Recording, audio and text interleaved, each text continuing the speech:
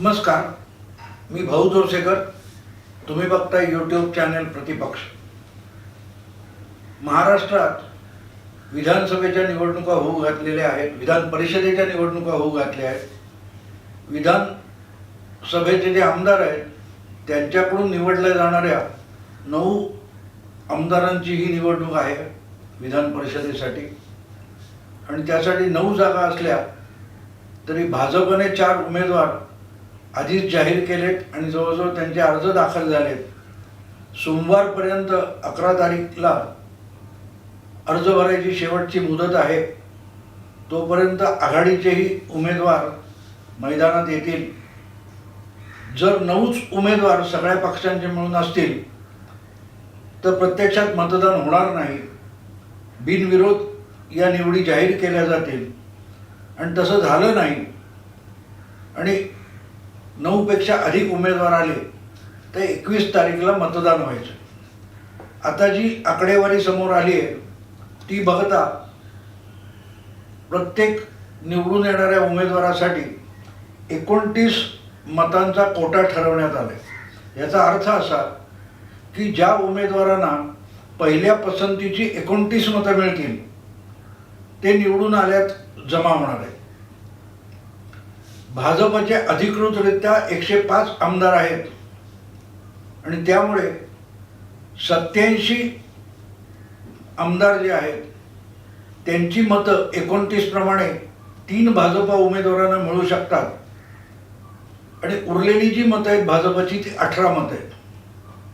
पण मला जी माहिती मिळाली आहे त्यानुसार साधारण 117 आमदार भाजपच्या गोटात पक्के आहेत. त्यामुळे 117 आणि 13 धरले तर आणखीन 30 मतं भाजपकडे आहेत असा भाजपच्या गोटातला दावा आहे. आणि त्यामुळे 3 त्यांच्या अधिकृत आमदारांकडून मिळणाऱ्या जागा भाजप जिंकू शकते. पण त्याखेरीज 30 मतं असल्यामुळे 4थाही उमेदवार भाजपने उभा केला आहे तोही हमखास निवडून येईल. याचा अर्थच सत्ताधारी जी 3 पक्षांची आघाडी आहे शिवसेना, राष्ट्रवादी आणि काँग्रेस यांच्यासाठी फक्त 5 जागा आहेत. या 5 जागा ज्या आहेत यात शिवसेनेने 2 उमेदवार जाहीर केलेले आहेत. मुख्यमंत्री उद्धव ठाकरे किंबहुना त्यांच्यासाठीच ही निवडणूक एवढ्या कोरोनाच्या संकट काळात होते आहे. त्यामुळे शिवसेनेकडून उद्धव ठाकरे यांची उमेदवारी ही जाहीर होण्याची गरजच नव्हती, ती गृहीतच होती. दुसरी जागा शिवसेनेने जाहीर केली आहे ती उमेदवारी विधान परिषदेच्या उपसभापती नीलम गोरे यांना देण्यात आली आहे. आणि तेही अपरिहार्य होतं कारण त्यांच्या जागी दुसरा आमदार निवडला गेला तर मग शिवसेनेच्या हाती असलेलं उपसभापतीपद जाण्याची शक्यता आहे. साहजिकच. आणि असं हे नवीन आहे अशातला भाग नाही. तुम्हाला आठवतं तर मला वाटते राज्यसभेचं उपसभापतीपद काँग्रेसकडे होतं आणि त्याच केरळमधल्या मला वाटते थॉमस ते असे होते आणि त्यांना काँग्रेसने तिकीट नाकारलं. त्यामुळे मग ते पद काँग्रेसकडून गेलं आणि फेरनिवडणुकीत तिथेही NDAतला माणूस निवडून आला.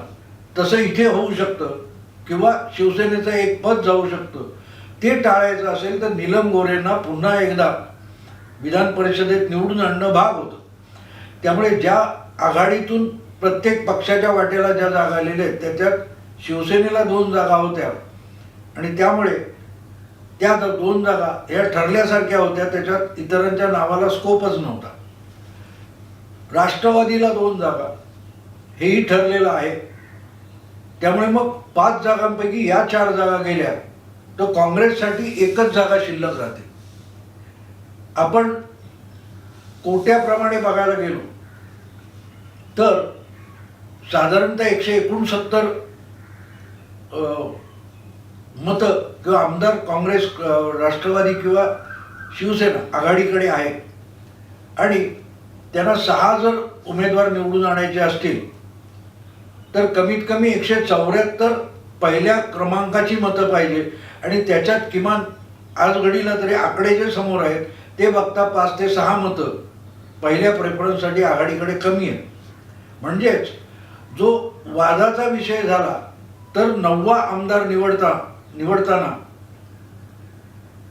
भाजपचं पारडं जड आहे. त्यामुळे काँग्रेसला एका जागेवर समाधान मानावं लागेल. पण काँग्रेसने हट्ट केलाय की आम्हालाही 2 जागा पाहिजे. किंबहुना बिनविरोध निवडणुकीचा हट्ट करण्यापेक्षा आघाडीने 6च्या 6 जागा लढवाव्यात, म्हणजेच काँग्रेसला 2 जागा मिळाव्यात. आता तसं झालं तर मतदानाची पाळी येईल आणि मतदानाची वेळ आली तर विधान परिषदेचं जे हे मतदान आहे हे प्राधान्यक्रमाने प्रेफरन्शियल वोट असतं. म्हणजे प्रत्येकाला आपलं मत पहिल्या क्रमांकाने कोणाला द्यायचं त्याला द्यायचं असतं. मग तो नसेल तर दुसरा क्रमांक आपला चॉईस काय, तिसरा असं द्यावं लागतं. आणि त्यामुळे तिथे आघाडीला धोका आहे. धोका एवढ्यासाठी की काही आमदार जर नाराज असतील काय असतील तर ते फुटू शकतात आणि फुटणं हे मतदान गुप्त आहे. त्यामुळे त्याच्यावर व्हीप काढून सक्ती करता येत नाही. साहजिकच बिनविरोध निवडणूक करायची असेल तर भाजपने 3 जागा लढवल्या पाहिजेत आणि आघाडीने 6 किंवा आघाडीने 5 आणि भाजपने 4. हे झालं तर बिनविरोध निवडणूक होऊ शकते. पण 10वा उमेदवार आला तर मात्र मतदान होणार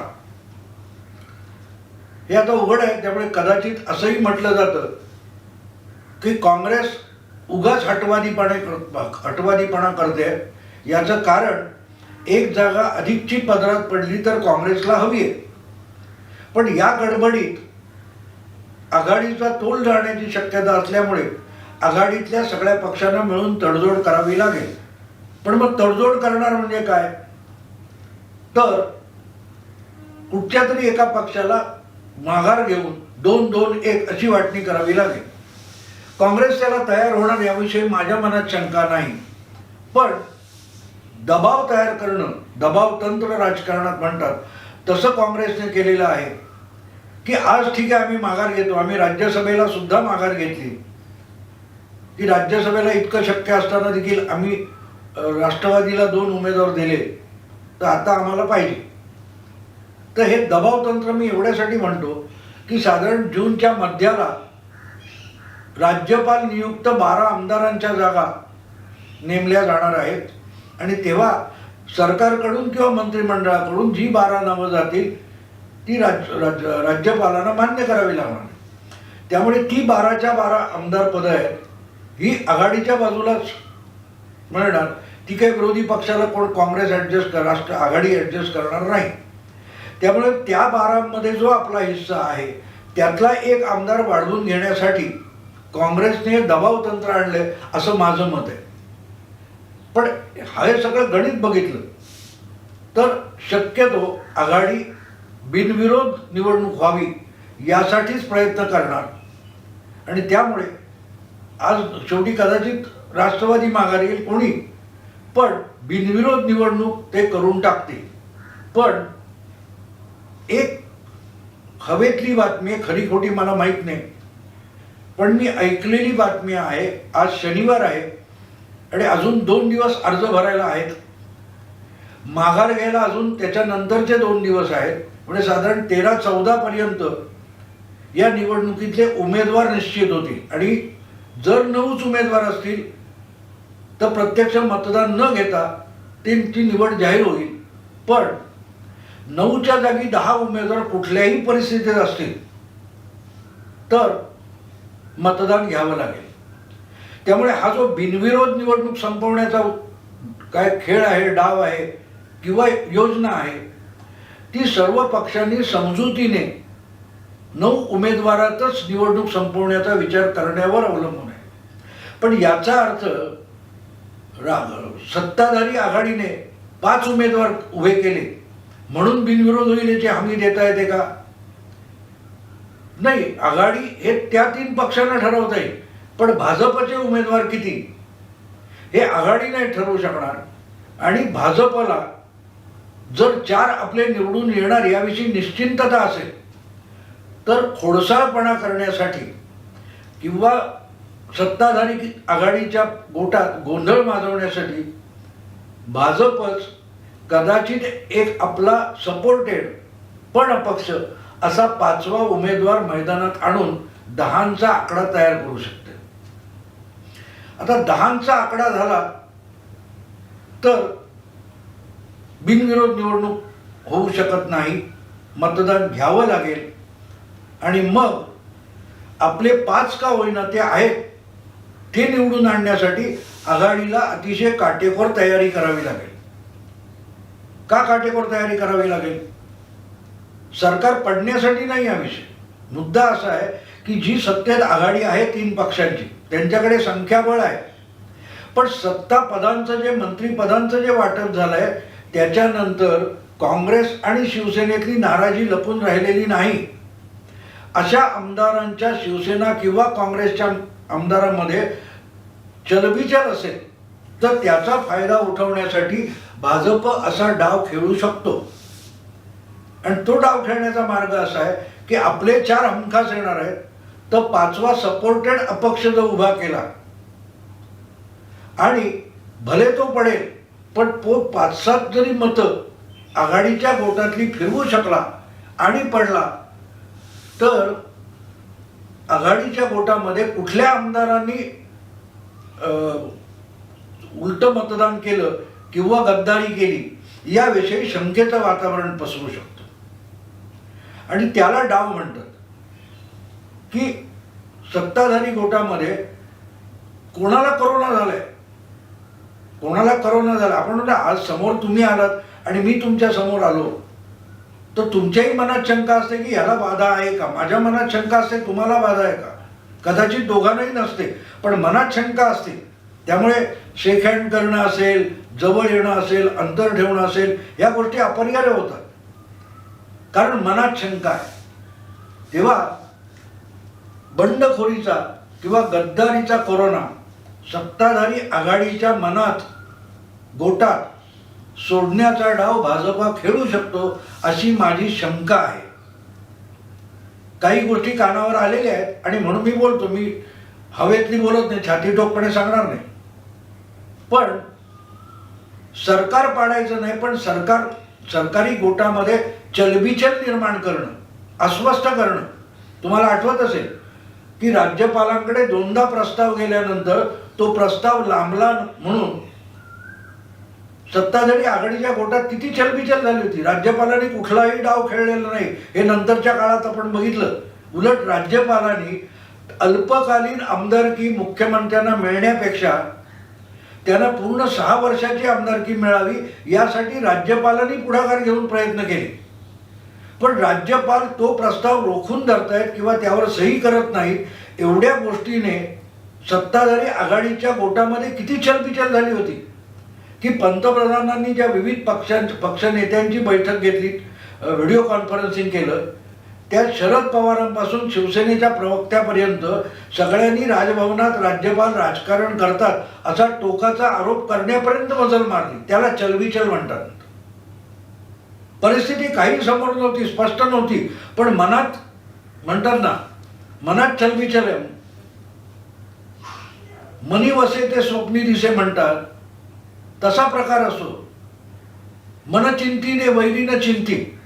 तसं 10वा आमदार, 10वा उमेदवार अपक्ष का होईना भाजपने सपोर्टेड टाकला तर सत्ताधारी गोटामध्ये खळबळ माजू शकते, चलबिचल माजू शकते.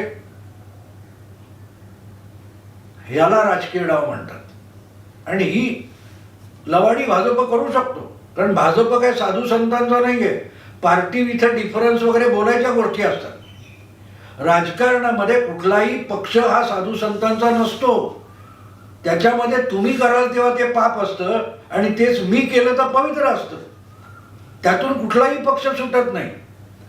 त्यामुळे आज घडीला आपले 4 हक्काचे आमदार निवडून येणार आहेत याची खात्री असताना जर बिनविरोध निवडणुकीसाठी सत्ताधारी गोटातून 5च उमेदवार करण्यात आले तर त्यांच्या मनामध्ये चलबिचल माजवण्यासाठी भाजपकडून असा 5वा उमेदवार किंवा 10वा एकूण उमेदवार पुढे आणला जाऊ शकतो आणि चलबिचल निर्माण केली जाऊ शकते. हे राजकारण आहे मित्रांनो, हे राजकारण आहे.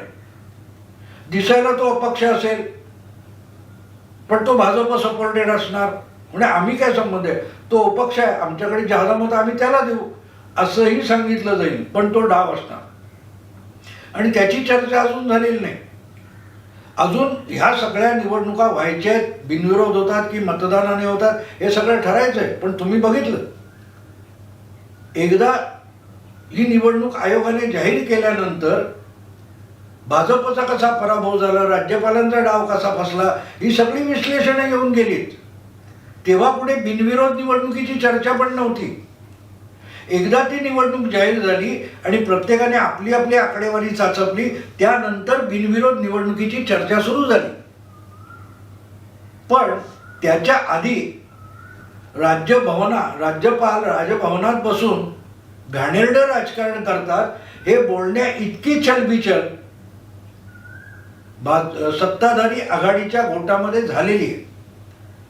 त्यामुळे मला जी काही माहिती मिळाली त्यानुसार असा डाव भाजपकडून खेळला जाऊ शकतो. तो आहे की नाही हे आपल्याला सोमवारी संध्याकाळी कळेल. याचं कारण सोमवारी अर्ज भरण्याची शेवटची तारीख आहे. अर्थात अर्ज भरायची तारीख संपली म्हणून उमेदवार फिक्स झाले असं होत नाही. उमेदवार हे अर्ज माघारीनंतर ठरतात. त्यामुळे आधी कदाचित डमी उमेदवार पण उभे केलेले असतात की एखाद्या कुठल्याही कारणास्तव छाननीमध्ये आपला एक उमेदवार अपात्र ठरला तर ती जागा सोडली जाऊ नये म्हणून डमी उमेदवारही उभे केलेले असतात. तसे पहिल्या दिवशी म्हणजे सोमवारपर्यंत जे अर्ज भरतील ते 9च नाही, ते कदाचित 14-15 असतील. पण 11 नंतर छाननी झाली की जी माघार घ्यायची मुदत आहे त्या दिवशी सगळं चित्र स्पष्ट होईल. त्यामुळे सोमवारी सुद्धा किती अर्ज आले याच्यावर विश्लेषण करता येणार नाही. पण असे डमी उमेदवार भाजपकडून भरून ठेवले गेले असतील आणि त्यातला एक जर ऐन वेळेला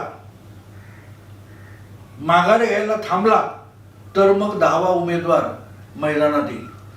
काँग्रेसने आपला हट्ट सोडला नाही तर मग थेटच निवडणूक मतदानापर्यंत जाणार आहे. त्यामुळे बिनविरोध निवडणूक किती होते किंवा त्यासाठी प्रयत्न किती होतात याच्यावर येऊन महाराष्ट्राचं राजकारण अडलेलं आहे. आता असं म्हटलं की लगेच हे सरकार पाडायचा डाव भाजपा खेळतोय असं म्हटलं जाईल. पण भाजप हा सुद्धा साधू संतांचा पक्ष नाही. तेही राजकीय लबाडी करतात आणि करणार, याविषयी माझ्या मनात शंका नाही. मला भाजपविषयी थोडी आस्था असेल म्हणून ते फार साधू संत आहे असं मी अजिबात म्हणणार नाही. जितकी आजवर लबाडी काँग्रेसने राष्ट्रवादीने केलेली आहे किंवा युती मोडताना शिवसेनेने केली आहे तेवढीच लबाडी भाजप सुद्धा करणार. 2014 मध्ये भाजपने पवारांच्या कोड्या घेतल्या आणि शिवसेनेला वाऱ्यावर सोडलेलं होतं. आज शिवसेना ते करते. त्यामुळे साधू संत या क्षेत्रात कोणीही नाही.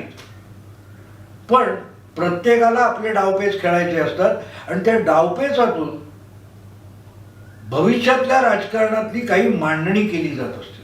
आणि त्यामुळे मला असं वाटतं आज शनिवारी की सोमवार नव्हे तर माघार घेण्याची जी तारीख आहे, मला वाटते बहुतेक 14 तारीख किंवा 13 तारीख आहे, त्या दिवशी हे चित्र स्पष्ट होईल. पण तोपर्यंत भाजपचं सगळ्यात मोठं राजकारण आघाडीच्या गोटामध्ये चलबिचल निर्माण करण्यासाठी असेल. आणि त्यामुळे आपल्याला बघायला लागेल की सोमवारी मैदानात कोणी कोणी अर्ज भरलेत त्यांची नावं येतील, त्यांचे धागेदोरे आपल्यासमोर येतील, तेव्हा याबद्दल अधिक बोलता येईल. आत्ता इथेच थांबतो. नमस्कार मित्रांनो. हा व्हिडिओ आवडला फॉरवर्ड करा, आपल्या मित्रांकडे पाठवा, तुम्ही सबस्क्राईब व्हा, इतरांना सबस्क्राईब व्हायला सांगा. नमस्कार.